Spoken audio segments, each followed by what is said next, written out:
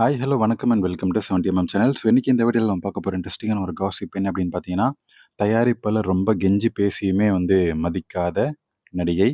So அதை மட்டும் adjust செய்யவே மாட்டேன் அப்படின்னு சொல்லி கராராக சொல்லியிருக்காரு நடிகை. யார் அந்த நடிகை, என்ன விஷயம் அப்படின்னு அந்த வீடியோவில் பார்ப்போம். தமிழ் சினிமாவில் பட்ஜெட் அப்படின்ற வார்த்தையை கேட்டாலே ப்ரொடியூசர்ஸ்க்கெல்லாம் காய்ச்சல் வந்துடும். ஸோ அதிலும் முன்னணி நடிகர்களுடைய சம்பளம் ஒரு பக்கம் ஏறிட்டே போகுது வருஷ வருஷம். தற்போது அந்த முன்னணி டாப் நடிகையும் தன்னுடைய பங்கிற்கு தயாரிப்பாளர் திணறடிச்சிட்டு வராரு அப்படின்ற ஒரு தகவல் இருக்குது. தற்போது ஒரு பிரம்மாண்டமான ஒரு படத்தில் கமிட் ஆகிருக்கக்கூடிய அந்த நடிகை ஆரம்பத்தில் ஒரு தொகையை பேசி தான் கமிட் ஆனாராம். ஆனால் நடுவில் படத்துடைய பட்ஜெட் சில காரணங்களுக்காக எகிரி இருக்கு. டைரக்டர் மேலேயும் தப்பு இருக்குது. ஸோ ஒரு சில ஷூட்டிங் எல்லாமே ரொம்ப பிரம்மாண்டமாக பண்ணி பட்ஜெட் எகிரி போச்சு.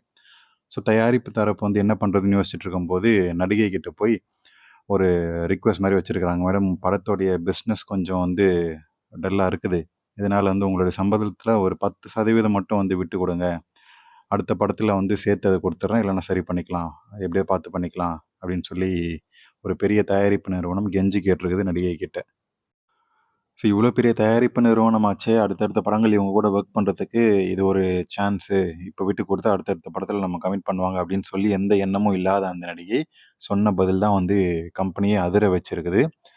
ஸோ எவ்வளவு கெஞ்சியுமே அந்த நடிகை ஒரு இன்ச்சு கூட இறங்கவே இல்லையா. ஷூட்டிங் ஸ்பாட்டில் ஏற்பாடுகள் கொஞ்சம் முன்ன பின்ன இருந்தால் கூட பரவாயில்ல, நான் அட்ஜஸ்ட் பண்ணிக்கிறேன். ஆனால் சம்பளத்தில் மட்டும் ஒரு பைசா கூட குறையவே கூடாது, குறையவும் விட மாட்டேன் அப்படின்னு சொல்லி என்னுடைய மார்க்கெட் வேல்யூ என்னன்னு எனக்கு நல்லாவே தெரியும். உங்களுக்கு பிடிக்கலன்னா வேற ஆளை பார்த்து மாற்றிக்கோங்க. ஆனால் என்கிட்ட சம்பளத்தை குறைச்சிக்கோங்க அப்படின்னு சொல்லி அந்த வேலையை இதுக்கப்புறம் விட்டுருங்க அப்படின்னு சொல்லி ரொம்ப கராராக பேசியிருக்காரு. ஸோ அந்த நடிகை ஏற்கனவே கைவசம் 3 ஹிட் படங்களை கொடுத்துருக்காரு. அதுக்கப்புறம் அடுத்தடுத்த படங்கள் கமிட் ஆயிருக்காரு. ஸோ அவருக்கு இருக்கக்கூடிய அந்த டிமாண்டை பார்த்து தயாரிப்பாளரும் வேறு வழி இல்லாமல் சைலண்ட் ஆகிட்டாரு. ஸோ இவ்வளோ அசிங்கப்பட்டுமே நடிகையை வச்சுக்கணுமா அப்படின்னு சொல்லி கூட இருக்கக்கூடிய அசோசியேட் ப்ரொடியூசர்ஸ் எல்லாம் சொல்லும்போது அவங்களுடைய டிமாண்டை பார்த்து ஓகே சொல்லிட்டாரு. ஸோ கேரவன் செலவு, நடிகையுடைய அவங்களுக்கு மட்டும் இல்லாத செலவு நிறைய இருக்குது. ஸோ அவங்களுக்கு மட்டும் கிடையாது, கேரவனுடைய செலவு, அவங்களுடைய கூட வரக்கூடிய ஹெல்ப்பர்ஸோடைய பேட்டா அப்படின்னு சொல்லி எல்லாத்தையுமே தயாரிப்போடைய தலையில் தான் வைப்பாங்க. ஸோ அந்த நடிகை ரொம்பவும் பிடிவாதமாக இருக்கிறார், எதையுமே குறைக்காம. சினிமாவில் பாசமெல்லாம் செட்டே ஆகாது, பிஸ்னஸ் மட்டும்தான் முக்கியம். ஸோ என்னதான் ஃப்ரெண்ட்ஸு இல்லைனா அடுத்தடுத்த படங்கள் அப்படின்னு சொல்லி நிறைய விஷயங்களை சில பேர் யோசிப்பாங்க. ஆனால் இந்த நடிகை எதையுமே பேசாமல் ரொம்ப துணிச்சலாக பேசியிருக்கக்கூடிய அந்த கராரான விஷயம் தான் கோலிவுட் வட்டாரத்தில் பெரிய விவாதத்தை கிளப்பியிருக்குது.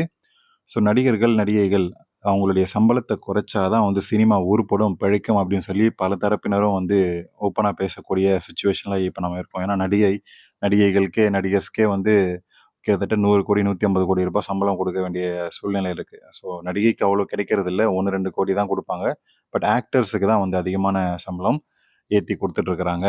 ஸோ இது ஒரு புறம் இருந்தாலும், திறமைக்கேற்ற ஊதியம் கேட்பதில் என்ன தவறு அப்படின்னு சொல்லி நடிகையுடைய ஆதரவாளர்களும் ஆக்டர்ஸை டிஃபெண்ட் பண்ணக்கூடிய 10,000 20,000த்துக்கு சம்பளம் வாங்கிடுறான் பார்த்தீங்களா, அவன் தான் இந்த மாதிரி பெரிய பெரிய ஆக்டர்ஸுக்கு ஏன் கோடி ரூபா குறைக்கிறீங்க, ஏன் இவ்வளோ சம்பளம் தான் கொடுக்குறீங்க அப்படின்னு சொல்லி பேசிகிட்டு இருப்பான். அவன் வீட்டில் அடுப்படி வேறதை அவன் பெருசாக கான்சன்ட்ரேட் பண்ணாமல், அடுத்தவன் நடிகர்கள் 100 கோடி 50 கோடின்னு சொல்லி வாங்கிட்டு இருப்பான், அவங்களுக்கு சப்போர்ட் பண்ணி பேசிகிட்டு இருப்பாங்க, கொஞ்சம் கூட இது இல்லாமல்.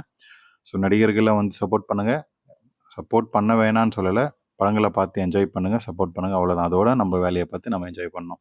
ஸோ யார் அந்த நடிகை அப்படின்றத நமக்கு பார்த்தாலே தெரியுது இல்லையா. ஸோ இவங்களை பற்றி உங்களுடைய கமெண்ட்ஸை கமெண்ட் செக்ஷனில் மென்ஷன் பண்ணுங்கள். வீடியோ பிடிச்சிருந்தா லைக் பண்ணுங்கள், ஷேர் பண்ணுங்கள், சப்ஸ்கிரைப் பண்ணுங்கள். டிஸ்கிரிப்ஷனில் கொடுத்துருக்கூடிய இன்ஸ்டாகிராம் பேஜுக்கு மறக்காமல் கிளிக் பண்ணி ஜாயின் பண்ணி பார்த்து என்ஜாய் பண்ணுங்கள்.